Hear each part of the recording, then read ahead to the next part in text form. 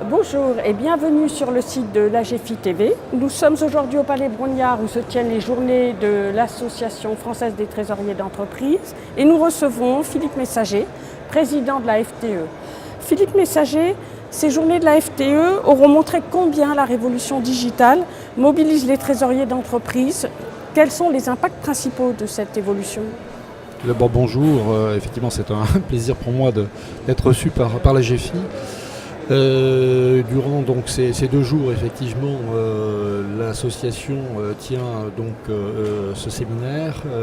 Cette année, le slogan a été du numéraire au numérique. Et effectivement, à travers ce slogan, nous mettons bien en évidence le fait que aujourd'hui, la digitalisation est devenue incontournable pour l'ensemble de nos adhérents et donc les trésoriers. Donc effectivement, selon l'entreprise dans laquelle le trésorier intervient, ce mouvement qui est désormais irrévocable est plus ou moins marqué. Il est évident que dans le domaine de l'industrie, la digitalisation, comme le rappelait M. Beffa tout à l'heure, est sans doute moins marquée, même si, encore une fois, nous sommes tenus de le prendre en compte. En revanche, dans les sociétés de services, on se rend compte que cette digitalisation est vraiment aujourd'hui au cœur des préoccupations du trésorier, en matière de règlement, en matière de paiement, en matière de support. Ce sont les principales remarques que je puisse faire. Très bien. Sinon, autre évolution, les banques ont un nouveau positionnement en matière de financement qui a été beaucoup discuté lors de ces journées. Quelles sont les grandes lignes qui se dégagent de ces problématiques ?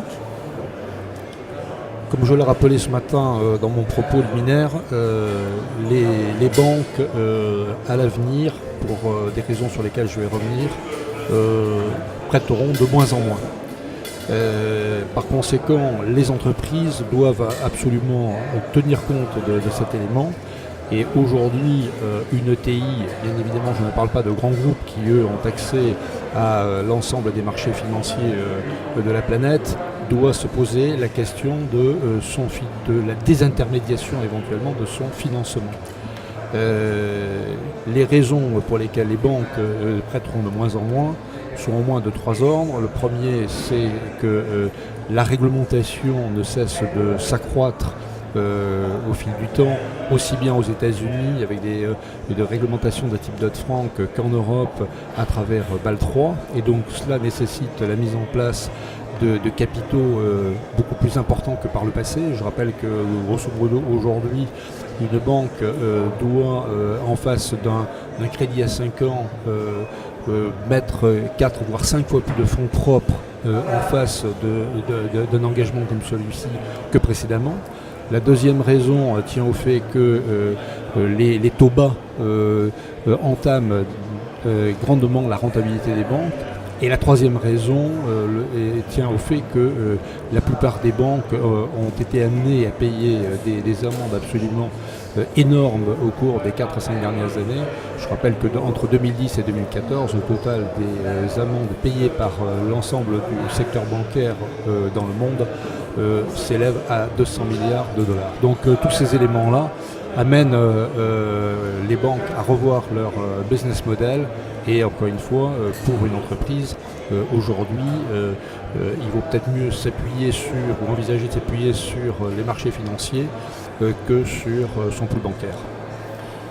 Par ailleurs, est-ce que justement les relations entre entreprises et banques évoluent donc en fonction de cette restriction sur le crédit, mais aussi en fonction de cette tendance au digital, au numérique, qui change les services offerts par les banques et les établissements de paiement ? Oui, mais encore une fois, je pense qu'il y a plusieurs volets, si vous voulez. Il y a le volet service, et là on rejoint donc, ce qu'on évoquait tout à l'heure sur la digitalisation. Et il y a le volet financement. Et de toute façon, lorsqu'une entreprise vient d'être créée, le fondateur et son équipe ont besoin de financement. Donc bon, dans un premier temps, se tourner vers la banque, essayer de créer un partenariat.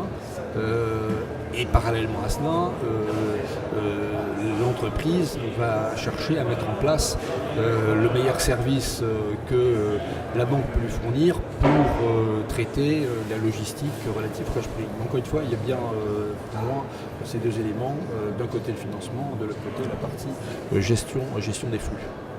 Très bien. Sinon, est-ce que ce mouvement des intermédiations va se poursuivre de façon très marquée ou est-ce qu'on ne reste pas quand même en Europe dans une politique quand même de primauté du crédit bancaire, globalement? Je pense que depuis quelques années, considérons donc que tout ceci est directement lié à la banqueroute de Lehman Brothers et des révolutions réglementaires qui en sont suivies. Je pense que le mouvement de désintermédiation aujourd'hui est largement engagé en Europe et va forcément se poursuivre. Je rappelle que nous avions l'habitude de présenter le monde américain comme étant un monde financier très désintermédié, puisque le ratio qui est souvent cité est de 80% des financements désintermédiés et 20% des financements d'origine bancaire. Effectivement, c'était bien le cas, et ça l'est toujours, ça s'est même peut-être renforcé ces derniers temps, lorsqu'on analyse les financements donc, mis en place par les grandes entreprises, essentiellement celles du CAC 40. Pour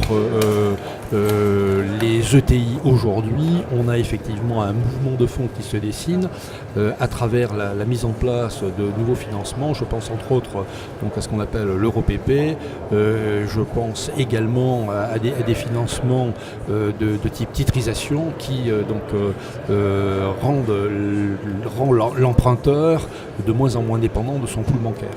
Restent les petites entreprises parce que pour se livrer à des financements, mettre en place des financements désintermédiés, il y a quand même des coûts associés qui sont importants. Et on ne peut les envisager qu'à partir du moment où l'entreprise a une certaine taille. Pour les entreprises petites ou récentes, naturellement, comme je l'ai indiqué tout à l'heure, elles ne peuvent faire appel dans un premier temps qu'à leur banque, avec leur banque monobanque ou deux banques éventuellement. Et là, à mon avis, le meilleur moyen est d'arriver à mettre en place une relation de partenariat entre l'entrepreneur, le créateur d'un côté et son banquier de l'autre. Parce que là, c'est une offre, à mon avis, globale qui doit s'envisager si on y rajoute effectivement la partie service. Très bien. Peut-être aussi pouvons-nous commenter le projet de TTF, taxe sur les transactions financières, qui agite beaucoup les responsables. Comment évoluent les choses? Est-ce que c'est moins dangereux que ce qu'on pouvait craindre? C'est-à-dire qu'on a, à travers la volonté pour 11 pays de la zone euro de mettre en place cette taxe sur les transactions financières, volonté de répondre à,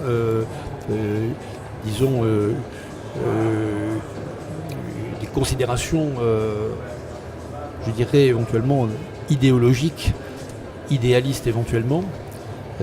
Donc effectivement, là aussi, comme je l'indiquais hier dans mon discours d'introduction, en tant que citoyen, on ne peut être que heureux de voir le monde capitaliste participer à l'amélioration du monde à travers la mise en place d'une taxe sur les transactions financières, puisque d'aucuns indiquent que cette taxe, le versement de cette taxe pourrait permettre donc faciliter la transition énergétique. Ceci étant, en tant qu'acteur économique, je m'interroge sur la manière dont tout ceci peut évoluer, puisque à partir du moment où vous avez des acteurs, et je pense entre autres aux banques anglo-saxonnes, capables de pouvoir traiter des opérations sans cette fameuse taxe depuis New York, Londres ou Singapour, on a du mal à voir comment est-ce que les contribuables qui seraient donc amenés à payer cette taxe pourraient accepter de la payer alors même qu'une simple délocalisation leur permettrait d'éluder cette taxe.